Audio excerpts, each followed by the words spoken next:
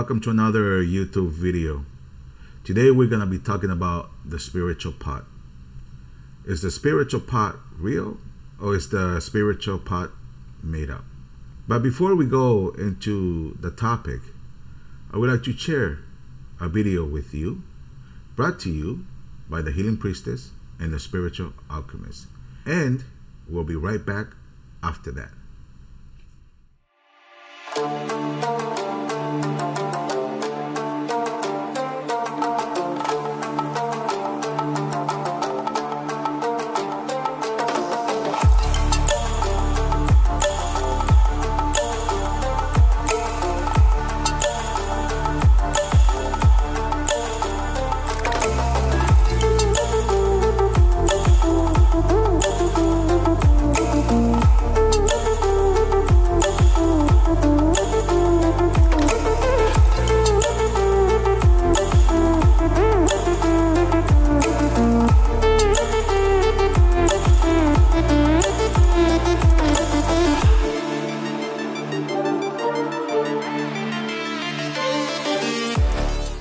Don't forget that this video is brought to you by the Spiritual Alchemist and the Healing Priestess products. For more information, you can visit our website, www.thespiritualalchemist.com, where you can find many types of products from candles to lotions and much more. Now, let's go and talk about the spiritual pot. Many people claim that the spiritual pot is fake. The spiritual pot does not exist. I don't claim to know everything, but I've been around a lot. I visited many Munansos. I've spoken to many Tatas. I've spoken to many of my elders. And for us, and when I say us, I'm talking about our lineage, the spiritual pot does exist. Now, there are many stories about the spiritual pot.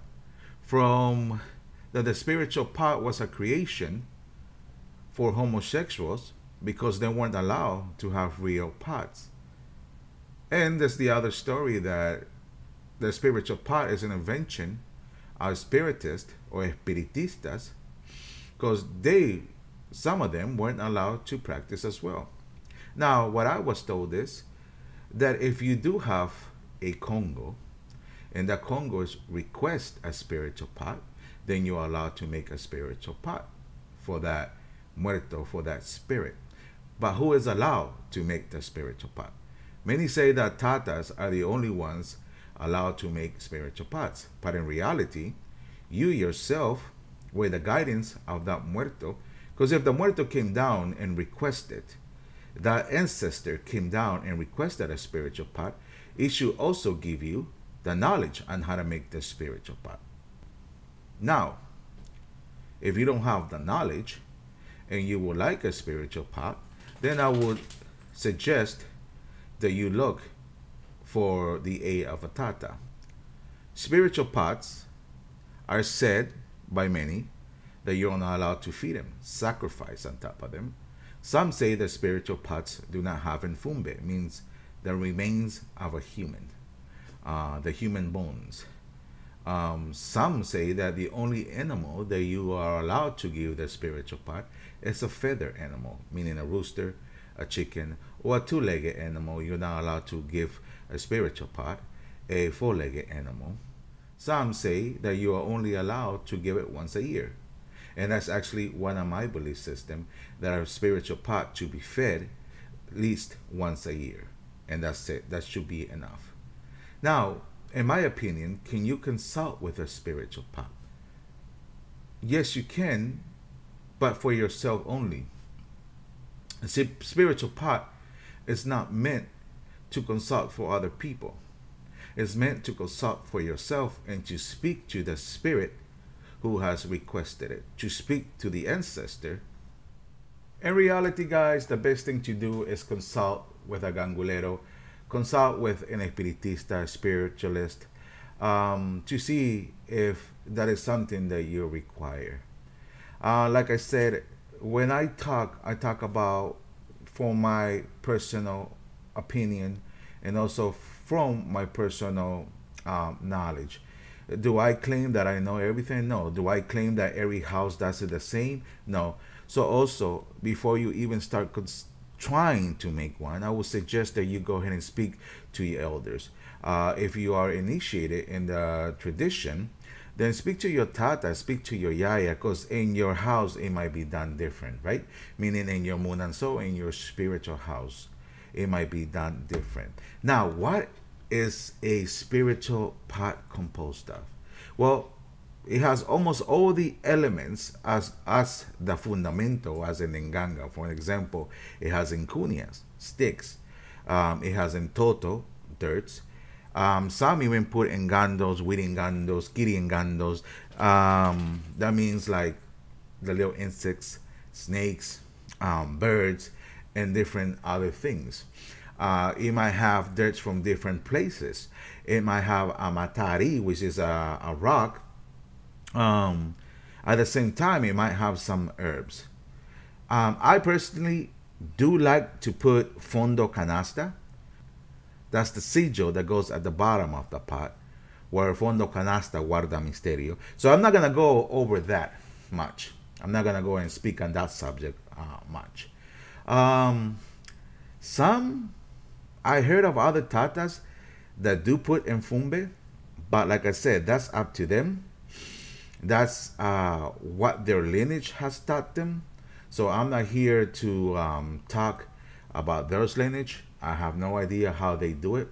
Now here in mines, we do not put enfumbe, but we do feed that spiritual pot once a year, and we give it two-legged animal, or what we call feather animal, to give it stability and to make it strong. In reality, now I'm gonna say something. Me personally, I do not agree with that, even though those are the rules at my house. I'd rather not sacrifice an animal on top of the spiritual pot, because I want it to remain pure. I want it to remain, what we say, clean, out of death. But that's for my personal use. Do you have to? I don't believe you do. But like I said, you can always ask your elders.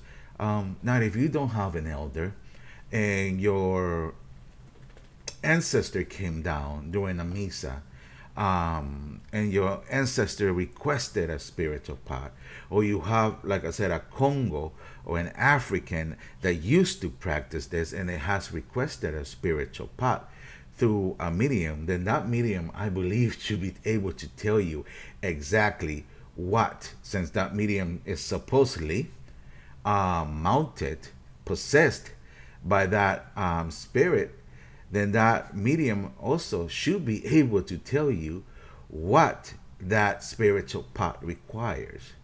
Now, there's a lot of videos out there that give good information. There's a lot of videos that give bad information, right? According to my personal practice and my personal understanding, there's some things that I don't agree with, and there's a lot of things that I agree with. Okay, it's difficult. It's difficult because every lineage has their misterio. Every lineage has their own way of doing things, their own little secrets. So, and we are only here as YouTubers, only allowed to speak a little bit over the top without giving too much information. Because what happens when we give too much information? Then we have people inventing, people doing things, people claiming that that is a real Nganga, that they start scratching at it. One thing that I do know is that you cannot ceremonize somebody on top, cut them, give them the rights, give them in kimba or rayamiento. In other words, you cannot scratch them. You cannot initiate people on spiritual pots. Because spiritual pots in reality shouldn't have enfumbe. A real fundamento should. And enfumbe fatu. Okay? So if the spiritual pot does not, well, I'm gonna stop there, because I think I'm saying too much and I don't want to talk about secrets and stuff like that. So yes, there's many stories how the spiritual part came to be. Many uses, many different things that go inside of them. But in reality, it should be your guide, it should be your Congo, it should be your ancestor who tells you exactly how to build that pot. Um, it should be something. It should be something personally. Now there are other types of spiritual pots that the Tata can guide you or help you make. Okay, which I'm not gonna go into too much detail on that one. The information is, oh, it's, once again, I'm gonna say it. If you do practice this and you do have godparents, the best thing for you to do is ask them, because those are the ones that are supposed to guide you. My videos are to give you a little bit of insight, a little bit of information that most of you will not agree with me, and some of you will. My videos are not meant for those who are initiated. My videos are meant mostly for those who are researching, trying to gather information before they take those steps. And I can only speak for my lineage. I can only speak for my Munanso. I'm not here speaking for anyone else or any other lineage.